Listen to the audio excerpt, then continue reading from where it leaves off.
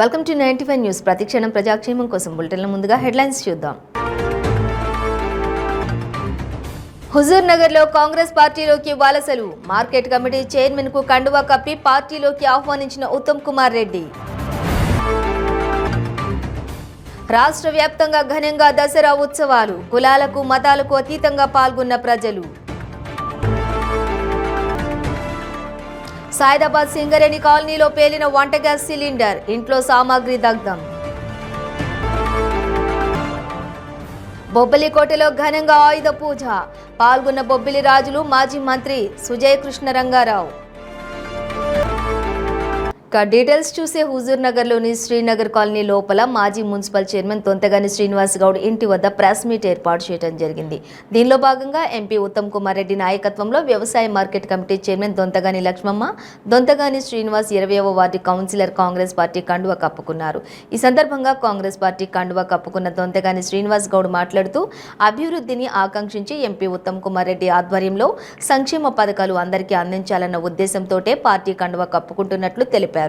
అనంతరం ఎంపీ ఉత్తమ్ కుమార్ రెడ్డి మాట్లాడుతూ బీఆర్ఎస్ పార్టీలో ప్రజలు అనేక రకాల దౌర్జన్యాలకు, ఇబ్బందులకు గురయ్యారని అన్నారు.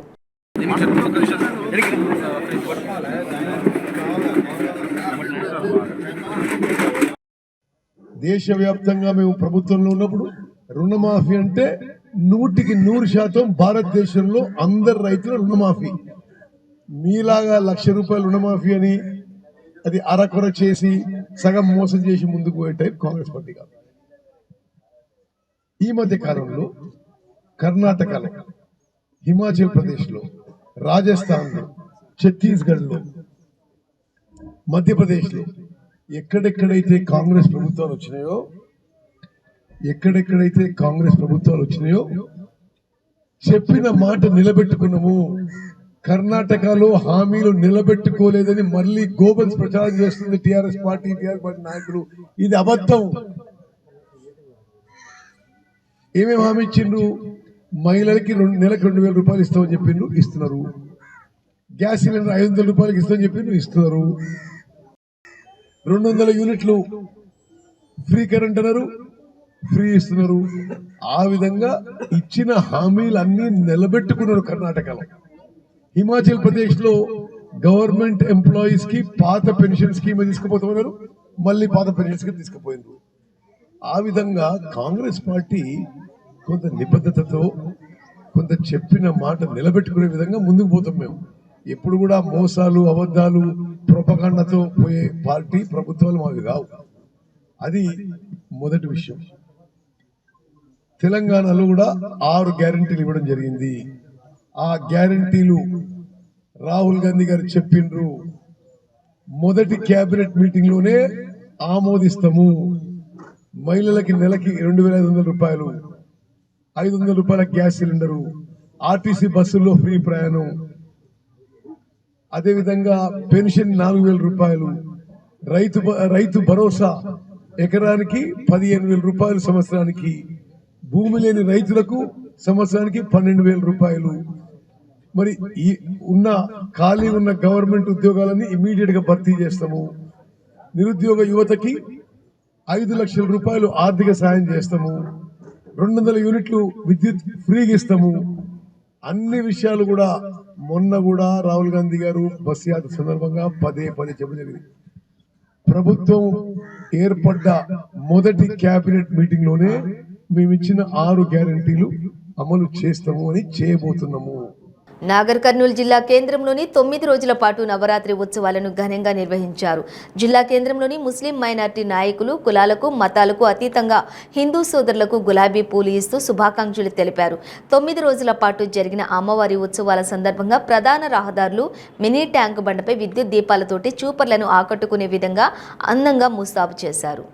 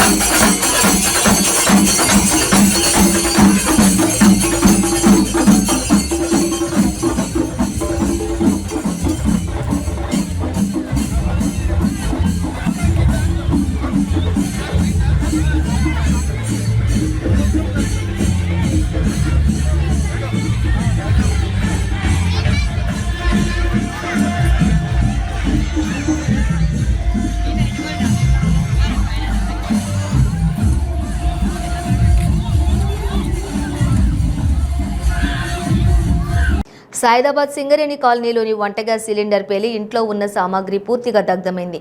కేసు నమోదు చేసుకున్న సైదాబాద్ పోలీసులు దర్యాప్తు చేపట్టారు.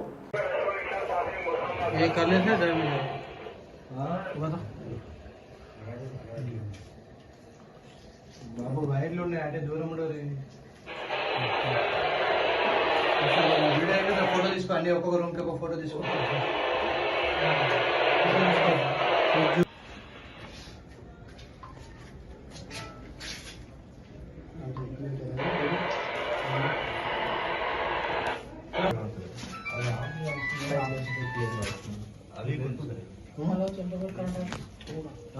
అందుకోసమే అది బంధం చేయండి. ఇది పైపు కాలిపోయింది కదా, మళ్ళీ మనం పోయేది మళ్ళీ ఏదైతే మన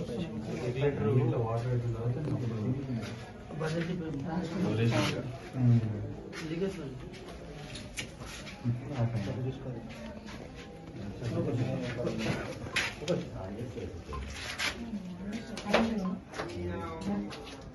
ఇన్ని కట్టి మీ ఇంటి ఇక్కడే ఉన్నాం.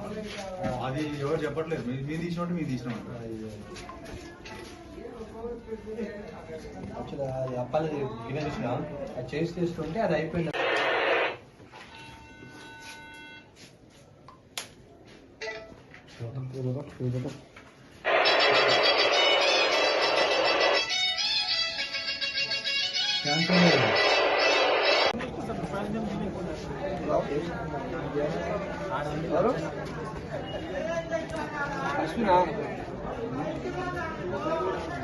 బొబ్బిలికోటలో ఘనంగా ఆయుధ పూజ జరిగింది. బొబ్బిలి రాజులు మాజీ మంత్రి సుజయ్ కృష్ణ రంగారావు తన సోదరుడు తెలుగుదేశం పార్టీ నియోజకవర్గం ఇన్ఛార్జి బేబీ నాయన ముందుగా తన కోటలోని ఉన్న బంగారు సింహాసనాన్ని తన తాతగారైనటువంటి ఆర్ఎస్ఆర్కే రంగారావు చిత్రపటాలను సింహాసనంలో పెట్టి ఊరేగింపుగా తీసుకుని వచ్చి దర్బార్ మహల్లో ఏర్పాటు చేసిన ఆయుధ పూజలో పాల్గొన్నారు. బొబ్బిలి రాజుల ఎలవేల్పు అయినటువంటి శ్రీమన్నారాయణుడు శ్రీ వేణుగోపాల స్వామి ఆశీస్సులతోటి లక్ష్మీనారాయణ స్వామి పూజా కార్యక్రమాన్ని నిర్వహించారు.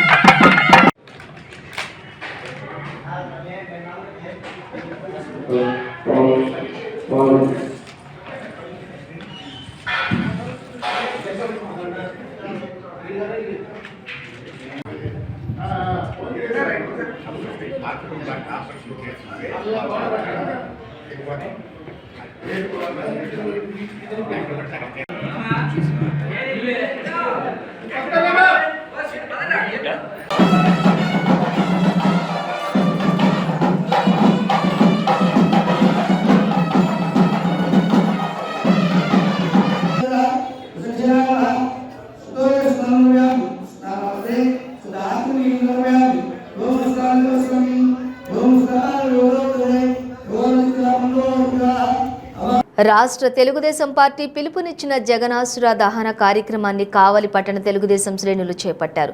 కావలి నియోజకవర్గం తెలుగుదేశం పార్టీ ఇన్ఛార్జి మాలేపాటి సుబ్బానాయుడుని నెల్లూరులోని వారి స్వగృహం నందు నిర్బంధించడంతో వారి ఆదేశాల మేరకు కావలి పట్టణంలో పార్టీ నేతల సమక్షంలో ఈ కార్యక్రమాన్ని నిర్వహించారు. పార్టీ కార్యాలయం వద్దకు పోలీసులు అధిక సంఖ్యలో చేరుకున్నారు.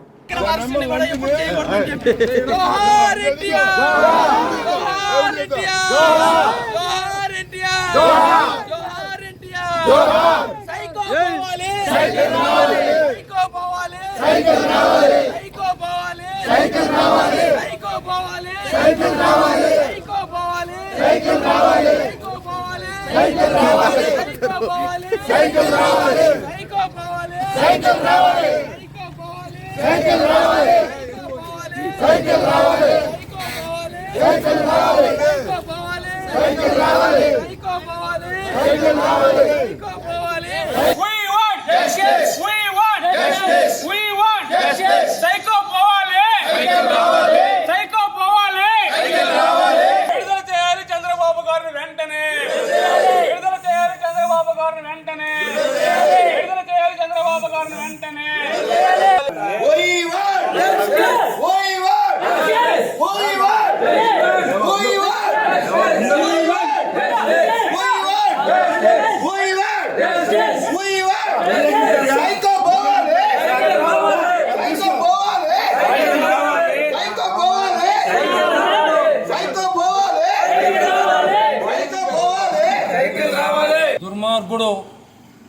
పరిపాలన జరుగుతూ ఉంది ఈ రాష్ట్రంలో.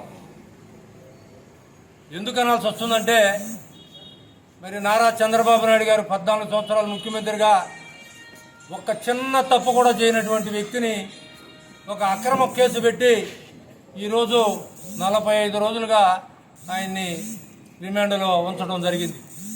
సరే, నారా లోకేష్ గారు ఈరోజు పార్టీ ఒక పిలిపించింది, మీరందరూ ఇవాళ నిరసన తెలియజేయండి అన్నటువంటి భావంతో మేమందరం కూడా పార్టీ ఆఫీస్కి రావటం. మరి ఇక్కడ అన్ని వ్యవస్థలు నాశనం అయిపోయినాయి. దాంట్లో పోలీస్ వ్యవస్థ కూడా ఉంది. పిల్లకాయలకి జీతాలు లేవు, డిఏలు లేవు, ఏమీ లేవు.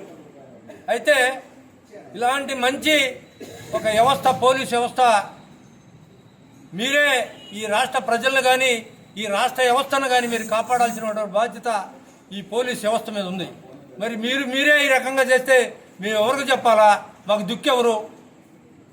మరి ఈ పరిస్థితి మీరే తీసుకొచ్చి ఇళ్లలోకి వచ్చి ఒక కాగితం కూడా తగలబెట్టుకునే దానికి పర్మిషన్ లేదని మీరు మమ్మల్ని అందరినీ నిర్బంధించడం సరైన పద్ధతి కాదు. ఇదే ప్రభుత్వం ఉంటుందని మీరు అందరూ అనుకుంటున్నారేమో. ఇంకా 3 నెలల్లో ఈ ప్రభుత్వం ఎక్కడికి పోద్దో మీకు కూడా తెలుసు.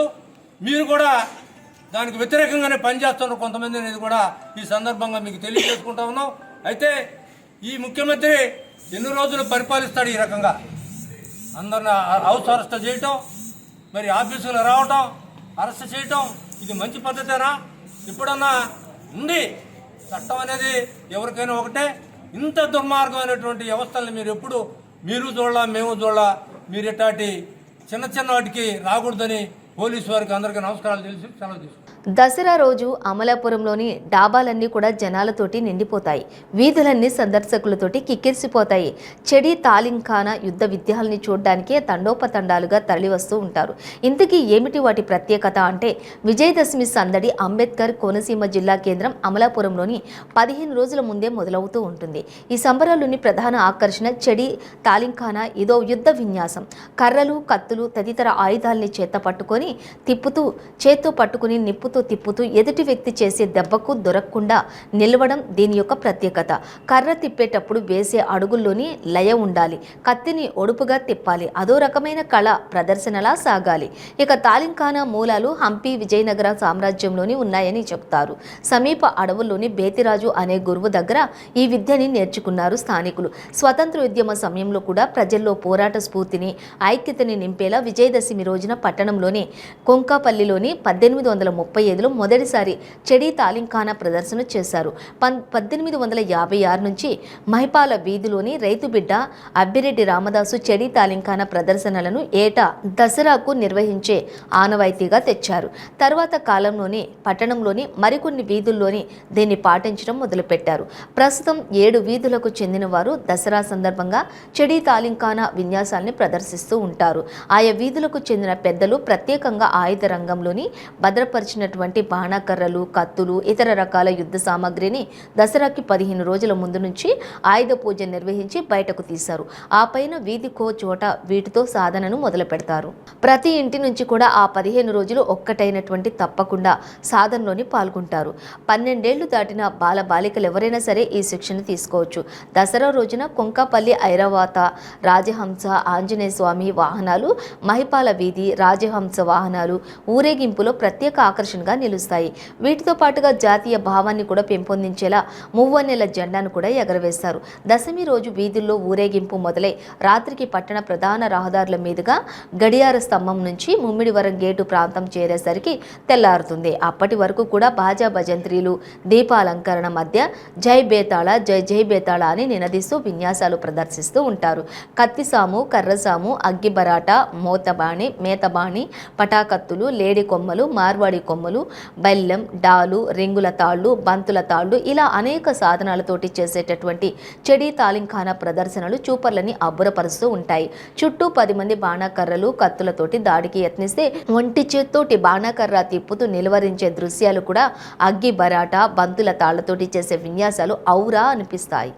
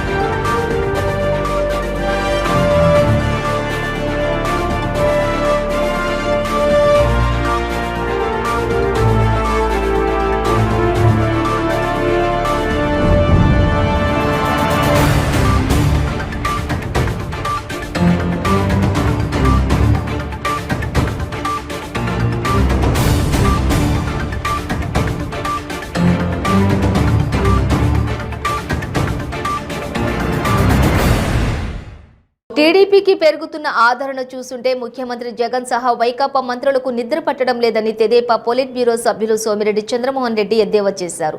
ఇచ్చిన హామీలన్నింటినీ సీఎం జగన్ అమలు చేశారని చెబుతున్న మంత్రులు ప్రజలకు చెప్పకుండా ఆయన చేసిన కొన్ని ఘనతలను మర్చిపోయారన్నారు. ఇక మద్యపాన నిషేధం అని చెప్పి చీప్ లిక్కర్ అమ్ముతూ ప్రజల ప్రాణాలు తీస్తారని చెప్పారా అని అన్నపూర్ణగా పిలిచి ఆంధ్రప్రదేశ్ని 10 లక్షల కోట్ల అప్పుతోటి అప్పుల ప్రదేశ్గా మార్చారని సీఎం జగన్ పాలనలో సాధించిన ఇలాంటి ఘనతలు చెప్పుకోవాలని అన్నారు. క్వార్జీ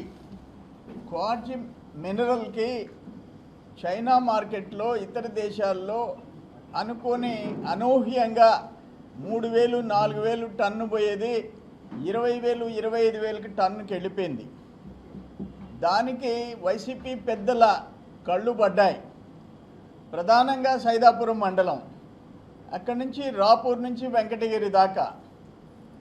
ఇది ఎట్లుందంటే నేను చెప్తానే వచ్చా, మైనింగ్ చట్టాలు జగన్మోహన్ రెడ్డి బూట్ కాళ్ళ కింద నలిగిపోతున్నాయి. Mining officers, mining department YCP నాయకుల దోపిడీలో భాగస్థులైపోయినారు.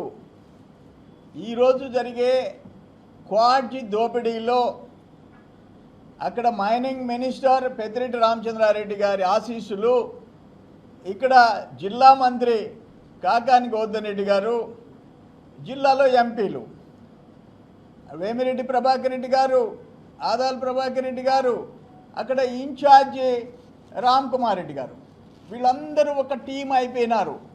వాళ్ళు అసలు పొలిటికల్గా అందరూ ఒకటో కాదో నాకు తెలియదు, కానీ ఈడ అనిల్ కుమార్ గారు, ఆయన ఈరోజు మాజీ మంత్రి, సిట్టింగ్ సిటీ ఎమ్మెల్యే. మీరు వ్యాపారాలు చేసుకున్నారు, క్వార్జీ మీరు స్టార్ట్ చేశారు. అనిల్ కుమార్ గారి బృందం, కాకాని గోవర్ధన్ రెడ్డి బృందం, దోపిడీ ఎక్కువైపోయింది. ఉత్తరాంధ్రపై ముఖ్యమంత్రి జగన్మోహన్ రెడ్డిది దొంగ ప్రేమని, ఇక్కడి ప్రజలను ఉద్ధరించడానికి కాదు దోచుకోవటానికని వస్తున్నారని, పెద్దిరెడ్డి పొంగనూరులోని రౌడీ మాఫియాలను నడుపుతున్నారని టీడీపీ ఎంపీ రామ్మోహన్ నాయుడు విమర్శించారు. పొంగనూరులోని 4 వ్యక్తులకు జరిగింది అవమానం కాదని, యువత ఉత్తరాంధ్రను అవమానించారని, ఇతర జిల్లాలకు వెళ్లాలంటే వీసా, పాస్పోర్ట్ తీసుకోవాలా అని ప్రశ్నించారు. తెలుగుదేశం అధినేత చంద్రబాబు అవినీతికి పాల్పడ్డారని వైసీపీ నేతలు విమర్శలు చేస్తున్నారని, ఒక్క ఆధారం చూపించగలరా అని నిలదీశారు. జగన్ అవినీతిని ఆధారాలతో సహా ప్రజలకు వివరిస్తున్నామన్నారు. కాలయాపన చేసి చంద్రబాబును జైల్లో నిర్బంధించాలని చూస్తున్నారని, న్యాయం ఒక రోజు ఆలస్యమైనా సరే న్యాయమే గెలుస్తుందని ఆయన అన్నారు. వాళ్ళకి నేనున్నాననే భరోసా ఇచ్చే నాయకుడు చంద్రబాబు నాయుడు గారు. అటువంటి వ్యక్తిని అవమానపరిచే విధంగా, తెలుగు జాతిని అవమానపరిచే విధంగా, భారతదేశం ఏదైతే ఒక సంపదగా చంద్రబాబు నాయుడు గారిని చూస్తుందో అటువంటి వ్యక్తిని మచ్చ తగిలించే విధంగా ఈరోజు అక్రమంగా అరెస్ట్ చేయడాన్ని మరొక్కసారి మేము అందరం కూడా ఖండిస్తున్నాం. ఈ యొక్క ఖండనతో పాటు మనం చూసాం, గత 45 రోజులుగా ప్రతి ఒక్క వర్గం కూడా ముందుకు వచ్చింది చంద్రబాబు నాయుడు గారికి సపోర్ట్ చేస్తూ. కేవలం మన రాష్ట్రంలోనే కాదు, ఇతర రాష్ట్రాల్లో, ఇతర పట్టణాల్లో, ప్రపంచ నలుమూలల్లో ఉన్నటువంటి తెలుగు జాతి కూడా అందరూ కూడా ముందుకు వచ్చి ఈ అక్రమ అరెస్టుని మేము ఖండిస్తున్నాం. చంద్రబాబు నాయుడు గారు ఎప్పుడు కూడా కళ్ళు కూడా తప్పు చేయరు అనేటువంటి మాటని ప్రతి ఒక్కరు కూడా తెలియజేస్తూ ముందుకు వచ్చారు. వాళ్ళందరికీ కూడా మనస్ఫూర్తిగా అభినందిస్తున్నాం. అంత నమ్మకం చంద్రబాబు నాయుడు గారి మీద పెట్టుకొని, ఒక పక్కన ఆంధ్రప్రదేశ్ రాష్ట్ర ప్రభుత్వం జగన్మోహన్ రెడ్డి గారి తాలూకా హయాంలో ఏ కార్యక్రమం, నిరసన కార్యక్రమం చేపడితే కేసులు పెడుతున్నటువంటి సందర్భంలో కూడా వెనకడుగు వేయకుండా తన నాయకుడి కోసం, చంద్రబాబు నాయుడు గారి కోసం అంత పటిష్టంగా ర్యాలీలు తీసి, దీక్షలు చేసి అనేక కార్యక్రమాల్లో పాల్గొన్నారనంటే నిజంగా ప్రజలందరినీ కూడా మెచ్చుకోవాలి. అటువంటి రెస్పాన్స్ వాళ్ళందరూ కూడా ఇస్తున్నందుకు అభినందించాలని కూడా తెలియజేస్తున్నాను.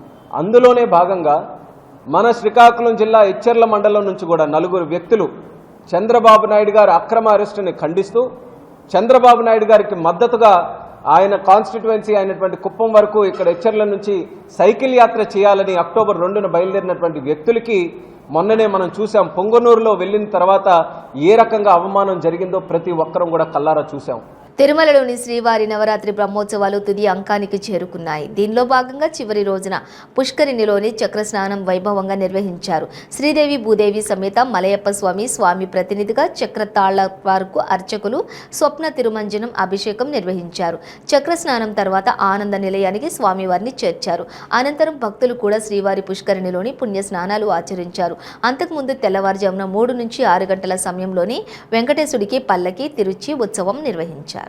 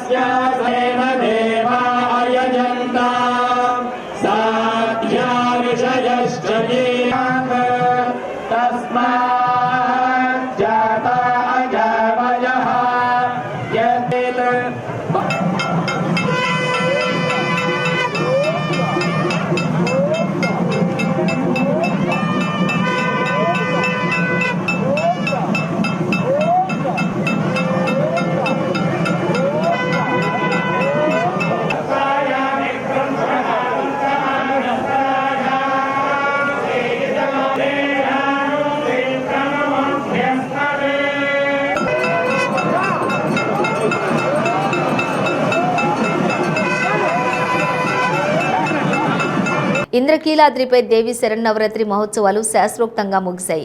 9 రోజుల పాటు వివిధ అలంకారాలలో దర్శనమిచ్చిన దుర్గమ్మ చివరి రోజు రాజరాజేశ్వరి దేవి అలంకారంలో దర్శనమిచ్చారు. హోమశాలలో పూర్ణాహుతి క్రతువు నిర్వహించారు. పూర్ణాహితిలో దేవాదాయ శాఖ మంత్రి Kottu Satyanarayana, chairman Karnati Rambabu, EO KS రామారావుతో పాటుగా పలువురు వేద పండితులు పాల్గొన్నారు. అమ్మవారి శరన్నవరాత్రుల్లో 9వ రోజు ఈరోజు మధ్యాహ్నం వరకు ఉదయం 3 గంటల నుంచి మధ్యాహ్నం 12 గంటల వరకు అమ్మవారు మహిషాసుర మర్దినిగా భక్తులందరికీ కూడా దర్శనమిచ్చారు. ఈరోజు దశమి శ్రవణ నక్షత్రం కూడా కలిసి వచ్చింది కాబట్టి మధ్యాహ్నం నుంచి అమ్మవారు 2 గంటల నుంచి రాజరాజేశ్వరి అమ్మవారిగా శాంత స్వరూపిణిగా భక్తులందరికీ కూడా దర్శనమిస్తారు. ఈ 9 రోజులు కూడా అమ్మవారి అనుగ్రహంతో ఎంతో వైభవోపేతంగా ఈ సంవత్సరం దసరా మహోత్సవాలన్నీ కూడా జరిగినందుకు మీరందరూ మీడియా మిత్రులందరూ సహకరించినందుకు అందరికీ నా హృదయపూర్వకమైన ధన్యవాదాలు, దసరా శుభాకాంక్షలు తెలియజేస్తాను. బులెటిన్ ముగించే ముందు హెడ్లైన్స్ మరోసారి. హుజూర్ నగర్ లో కాంగ్రెస్ పార్టీలోకి వలసలు. మార్కెట్ కమిటీ చైర్మన్ కు కండువా కప్పి పార్టీలోకి ఆహ్వానించిన ఉత్తమ్ కుమార్ రెడ్డి. రాష్ట్ర వ్యాప్తంగా ఘనంగా దసరా ఉత్సవాలు. కులాలకు మతాలకు అతీతంగా పాల్గొన్న ప్రజలు. సైదాబాద్ సింగరేణి కాలనీలో పేలిన వంట గ్యాస్ సిలిండర్, ఇంట్లో సామాగ్రి దగ్ధం. బొబ్బిలికోటలో ఘనంగా ఆయుధ పూజ. పాల్గొన్న బొబ్బిలి రాజులు, మాజీ మంత్రి సుజయ్ కృష్ణ రంగారావు. ఇవి బులెటిన్ డీటెయిల్స్. చూస్తూనే ఉండండి 95 న్యూస్.